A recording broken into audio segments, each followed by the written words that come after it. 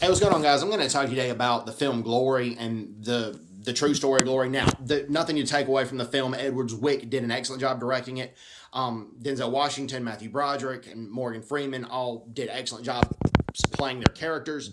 And Colonel Robert Shaw was a good man. He was an honorable man. He was the son of wealthy Boston abolitionists, as the movie points out. And for the most part, what the movie said about Colonel Shaw was true. That part was true.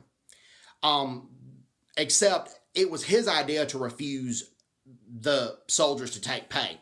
The only reason they were paid $10 a month was because they were black. The white soldiers in the Union Army got paid $13 a month. That was true, and that part of the movie was true about the difference in pay. But it was Colonel Shaw's idea from the get-go to refuse pay. That was his idea.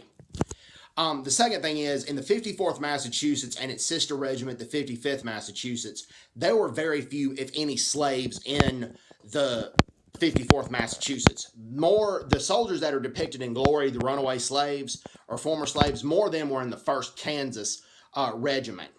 That was mostly where the freed slaves were. The 54th Massachusetts, there were free blacks from Maine, from New Jersey, from New York, from Pennsylvania, from Canada, even Canada, all over the North, particularly the Northeast and Canada, that came to fight for the Union Army.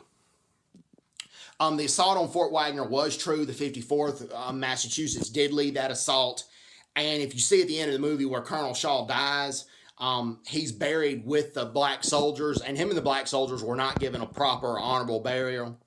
I don't even know if they had headstones marking their graves. It was a very disrespectful way that the Confederate soldiers buried them, and some Union soldiers had raised questions about that about Colonel Shaw. Not the black soldiers like they should have, but Colonel Shaw they did, and the Confederate soldier said he's buried with his N-word. That's what they call the black soldiers. Now, the other 5 white officers who did die, they were given proper honorable burials, but Colonel Shaw and the black soldiers should have gotten a proper burial as well. They were commanded by white officers, as you saw in the movie. I highly recommend it. Glory's a really good movie. It was based on a true story. There's parts of it that's not completely historically accurate, but then there's parts of it that is. So it's not to take away from the film. This is just to tell the complete true story. So anyways, everybody's doing well. Take care. God bless them. Bye-bye. Bye-bye.